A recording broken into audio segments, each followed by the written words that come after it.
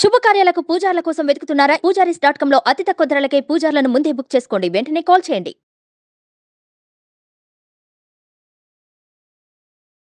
నమస్తే, welcome to Suman TV. నేను మీ yam. మనతో సూర్యనారాయణ శర్మ గారు ఉన్నారు, వారితో మాట్లాడదాం. నమస్కారం గురుగారు. నమస్కారం అమ్మ, శుభం బియాదు. గురుగారు, ఈ 2024 సంవత్సరంలో అసలు సింహరాశి వారికి అంటే ఏ విధంగా ఉంటుందంటారు? సింహరాశికి వచ్చేసరికి ఏంటంటే, సింహరాశిలో మన పుబ్బా నక్షత్రం కనిపిస్తుంది చక్కగా. అయితే ఈ సింహరాశిలో ఒక చిన్న అడ్వాంటేజ్ ఏంటంటే, సింహరాశి మీద నవంబర్ అంటే కిందటి సంవత్సరం నవంబర్ 1వ తారీఖు నుండి గురు యొక్క అనుగ్రహం పూర్తిగా ఉందని చెప్పొచ్చు అన్నమాట. నవంబర్ 1 నుండి మేషరాశిలో ఉన్న గురుడు సింహరాశి మీద దృష్టి పెట్టి ఉంచాడు కాబట్టి డెఫినెట్గా సింహరాశికి ఒక చిన్న అడ్వాంటేజ్ ఉంటుంది చెప్పొచ్చు అన్నమాట. అలాగే ఆ రాశి వారికి ద్వితీయ స్థానంలో కేతు కదలకుండా అక్కడే ఉంటాడు. కుటుంబ స్థానం, ధనస్థానం, వాక్స్థానం, విద్యాస్థానం, కుటుంబ స్థానం ఉంటాం. ఈ స్థానంలో కేతు అక్కడే ఇలా కూర్చుని ఉంటాడు.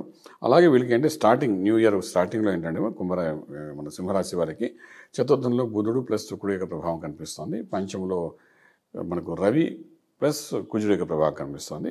సప్తంలో శనీశ్వరుడు, అష్టంలో రాహు, భాగ్యంలో గురుడు ఉన్నాడు.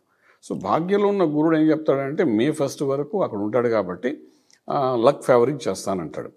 లక్ ఫేవరింగ్ ఎందుకు చేస్తున్నాడు? ఫిఫ్త్ ఆస్పెక్ట్స్లో చూస్తున్నాడు కాబట్టి లక్ ఫేవరింగ్ చేస్తానంటాడు. బట్ వేరాజ్ ఈయనకి ఏంటంటే కుటుంబ స్థానంలో చూస్తే కేతు ప్రభావం కనిపిస్తుంది. కేతు ఏం చేస్తున్నాడు? కుటుంబంలో కొంచెం డిస్టర్బెన్సెస్ వస్తాడు. అలాగే కుటుంబము, ధనము, వాక్కు, విద్య నాలుగింటికి సెకండ్ హౌస్ అంటాం. ధనం కూడా మనకు కన్ఫ్యూజన్ చేస్తారు. రావాల్సిన రాబడి రాకపోవడము, వచ్చిన సాక్రిగేట్ అవ్వడము, అందరికీ ఇచ్చాక మనకేం మిగలకపోవడము, అది వ్యాపారం అనుకోండి, ఉద్యోగం ఏదైనప్పటికీ మన చేతిలో పెద్దగా బెనిఫిషియల్గా ఉండకపోవచ్చు.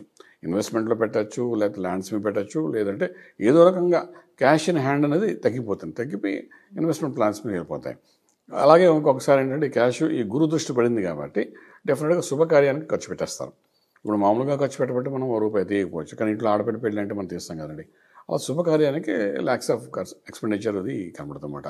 గృహప్రవేశం అనుకోండి, వివాహం అనుకోండి, శంకుస్థాపన అనుకోండి, ఇలా రకరకాలుగా ఖర్చులు శుభకార్యం కూడా చేస్తారు వీళ్ళు. ఎందుకంటే శుభకార్యాలు జరుగుతాయి వీళ్ళ యొక్క నక్షత్రం సింహరాశి వాళ్ళకి జరుగుతాయి, గురువు బలం ఉంది కాబట్టి. సో వాటికని విపరీతం ఖర్చు పెడతారు. సో ఇలాగా ఈ ఖర్చులో ఏంటంటే ఆనందకరమైన ఖర్చులు ఉంటాయి, ఆహ్లాదకరమైన ఖర్చులు ఉంటాయి, అలాగే సంతోషాన్ని కలిగించే కొన్ని ఖర్చులు ఉంటాయి, అలాగే విలాసాల కోసం ఖర్చు పెట్టే ఉంటాయి. సో ఇన్ని రకాలుగా ఖర్చు పెట్టేవి కూడా ఆల్మోస్ట్ మనకి ఎలాగుంటుందంటే అన్ని ఖర్చులు కూడా మనకు ఒక రకమైన హ్యాపీనెస్తో ఖర్చు పెట్టేవన్నీ ఉంటాయి అన్నమాట. సో ఎప్పుడైతే అలా ఉంటాయో ఏంటంటే ఖర్చు అన్నది ఆగదు. ఎందుకంటే సెకండ్ హౌస్లో ఉన్న కుజుడు అనుకోండి, అలాగే చతుర్థంలో ఉన్న బుధుడు ప్లస్ శుక్రుడు యొక్క ప్రభావం అనుకోండి, ఇవన్నీ జరుగుతుంటాయి. ఇది కాకుండా ఏంటంటే మనకు పంచంలో మనకు ఎవరు కనబడుతున్నారు? ఆల్మోస్ట్ కుజుడు, రవి ఇద్దరు ఉన్నారు.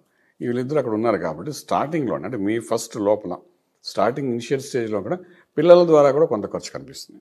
ఈ పిల్లల ద్వారా ఖర్చు ఏంటి అని అంటే పెద్దలు విదేశాలకు వెళ్ళాలనుకుంటే వాళ్ళకి అయ్యే ఖర్చు, చదువుల కోసం అయ్యే ఖర్చు, అలాగే పిల్లలు వివాహం చేయాలనుకుంటే వాళ్ళకి అయ్యే ఖర్చు, ఇలా పిల్లల ద్వారా కూడా విపరీతమైన ఖర్చు జరగడానికి అవకాశం ఉంది. ఒకసారి పిల్లల ద్వారా కూడా పంచంలోని ఈ 2 గ్రహాలు ఉన్నాయి కాబట్టి డబ్బు బర్న్ అయ్యే అవకాశం కూడా ఉంటుంది. అంటే వేస్ట్ ఖర్చు కూడా పిల్లల ద్వారా జరగచ్చు. సో ఏదైనా మనం ఏంటంటే మన పిల్లల మీద ఉన్న అభిమానంతో, ప్రేమతో మనం ఏంటంటే అడుగుతున్నాడు కదా మనం ఖర్చు పెట్టేస్తాం. ఫర్ ఎగ్జాంపుల్ ఒక గిఫ్ట్ కొన్నాడు, వాడు అడిగాడు, కొన్నాం, ఫినిష్, రాత్రికి బాగానే ఉంటుంది, 10,000 20,000 పెట్టుకుంటాం, తెల్లారిసి అది ముక్కలైపోతుంది. సో దానివల్ల ఏమవుతుంది? 20,000 పోయినట్టే కదా, ఆనందం లేకుండా.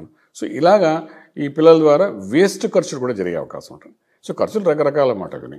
అలాగే మనం చూస్తే సప్తంలో భార్య స్థానం లేకపోతే భర్త స్థానం అనుకోండి, ఈ శని అక్కడ కూర్చున్నాడు. దాంతో అంటే పరస్పరంగా ఇద్దరి మధ్య అన్యోన్యతలో కొంచెం ఇబ్బంది పెట్టే అవకాశం ఉంటుంది.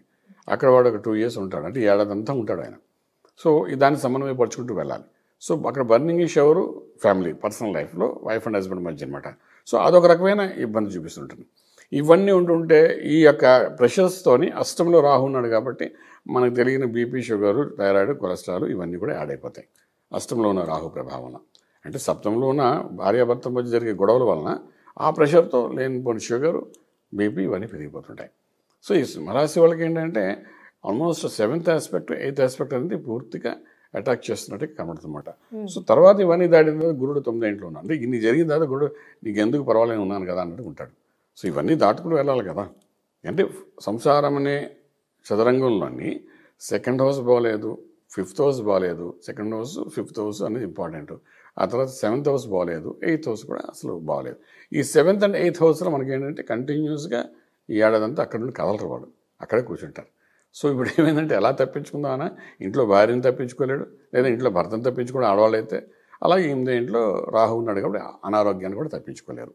సో ఇవి రెండింటినీ వీళ్ళకి అటాక్ చేస్తాయి కాబట్టి దాన్ని మనం కేర్ తీసుకోవాలి. అలాగే పంచమంలో పిల్లలు, సో వివాహం అయిపోతే పిల్లలకి వల్ల జరిగే నష్టం అది కూడా మనకు కనబడుతుంది అనమాట. సో ఇవన్నింటినీ దాటుకుంటూ రావాలి. గురుబలం ఉంది కాబట్టి వీటిని కవర్ చేయగలుగుతారు. బట్ గురుబలం ఎంతవరకు చేస్తుంది అంటే మే 1వ తారీఖు వరకు ఉంటుంది. సో మే 1 వరకు ఇవన్నీ బయటపడవు మీకు. ఈ సంసారం అనే సాగరంలో జరుగుతున్నాయి సప్తమ భావం కానీ, అష్టమ భావం కానీ, పంచమ భావంలో జరుగుతున్న డిస్టర్బెన్స్ అన్నీ మే 1 వరకు ఉన్నా అది చేపకిందిలా ఉంటాయి. ఎప్పుడైతే గురుబలం తగ్గిందో అంటే సుమారుగా మనం మే 1 తర్వాత వృషభంలోకి వస్తాడు గురుడు, బృహస్పతి.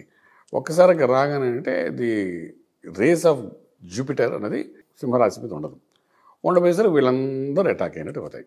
సో దీనికి ఇంపాక్ట్ అంతా మనకి మే 1 తర్వాత నుండి ఇయర్ ఎండింగ్ వరకు కనిపిస్తుంది అనమాట. సో నేను అన్నది ఏంటంటే గురుబలం ఉన్నా లేకపోయినా గురుమంత్ర సాధన చేయడం చాలా ప్రాశస్యం వహిస్తుందన్నమాట. సంవత్సరం అంతా అలా చేసుకొని వెళ్ళగలిగితే ఏంటంటే కొన్ని సమస్యలకి పరిష్కార మార్గము, అలాగే కొన్ని సమస్యలకి డైల్యూట్ అవ్వడము, court out of court settlements అవ్వడము, ఇష్యూస్ ఏమైనా కోర్టు వరకు వెళ్ళకుండా ఉండడం, వీటన్నిటికంటే నిత్యము గురుమంత్ర సాధన చేయడం అవసరం ఉంది. గురువు అంటే ఎవరు మళ్ళీ క్వశ్చన్ వస్తుంది. అలా వచ్చినప్పుడు ఏంటంటే మనకు ఉపదేశం ఇస్తే ఉపదేశం ఇచ్చిన గురువు మంత్రం, లేదంటే గణపతి మంత్రం, లేదంటే సాయినాథుడిని చాలా నమ్ముతారు ఇక్కడ వాళ్ళు.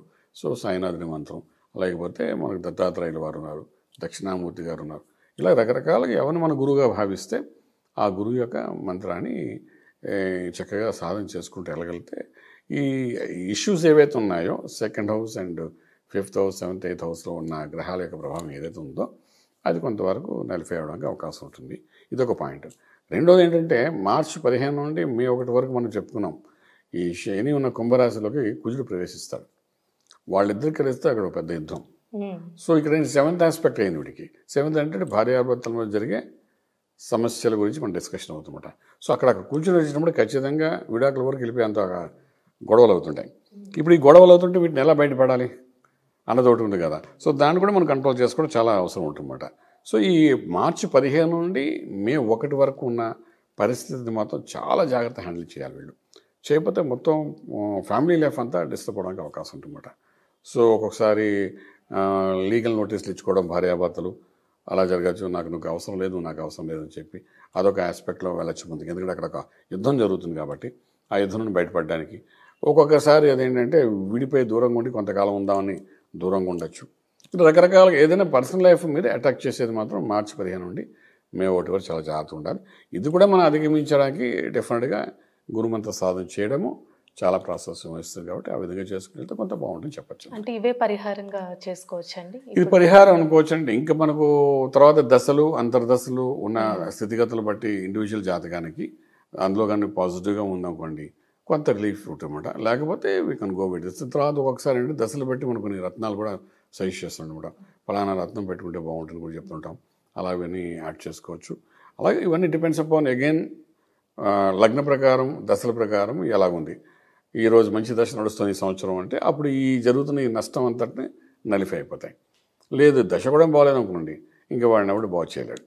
అలాగే మనిషి యొక్క జీవితం వెళ్తుందన్నమాట. సో ఇవన్నీ బేస్డ్ ఆన్ ది దశ అంతర్దశ ఉంటుంది. బట్ గోచార రీత్యా మాత్రం ఈ సంవత్సరం కొంచెం వాళ్ళకి ఇబ్బందికరమైన పరిస్థితి చెప్పొచ్చు ఆ రకంగా.